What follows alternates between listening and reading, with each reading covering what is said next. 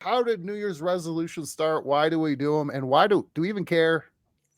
Yeah, it's really interesting. I was kind of thinking and looking back, and it's starting 4,000 years ago in ancient Babylon is where New Year's resolutions actually began.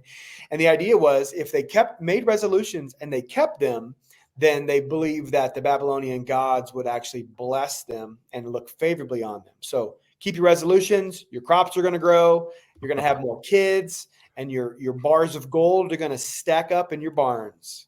So Matt, you were talking how you love habits. What do you love so much about habits and this time of year and resolutions?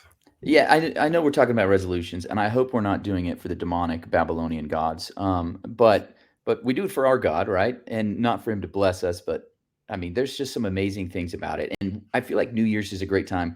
Sure, it's just like a new, fresh start on everything. It's like a new year, new me, right? That's what we always say: new year, new me. And it gives us a chance to refresh and think what we want for this next year. And for me, I try to even think beyond just this year. I'm like, what do I want for a lifetime, or what do I want 5, 10 years from now? Because obviously that ain't happening. Some of these things that I want. So I've got to come up with, for me, I always try to think of habits. What are some specific small habits that I can tweak, change, add, eliminate that will change things? And I have just found that my life has radically changed for the better when I can get some good habits in place. And I got a whole slew of them I could talk about, but it's just this concept. And I don't know who originated this quote, where it came from, but it's that successful people do consistently what other people do occasionally. And I think that's totally true, because it's like, oh yeah, I want to go to the gym, I want to lose some weight, I want to read more books.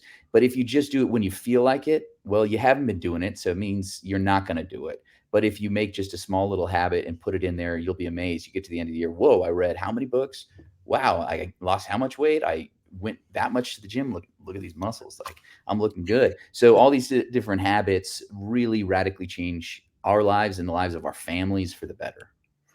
Ryan, with habits, what was it a New Year's resolution when you said, I'm just going to let this beard grow out? Is that what happened? There was a day, it wasn't New Year's, but there was a day I was like, this is the last time I'm shaving. I'm just going to let it go. So there's been a handful of trims along the way, but yeah, no, not a resolution.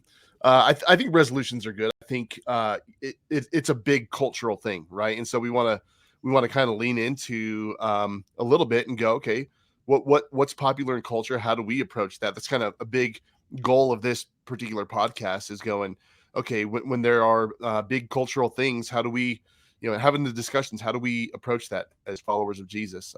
What does that look like? And I think there's a lot in there that we can talk about when it comes to starting good habits, maintaining good habits, creating margin in our lives so that we have the room to create new habits. And so I think this is great. And it's a great topic to start the year out with. No, absolutely.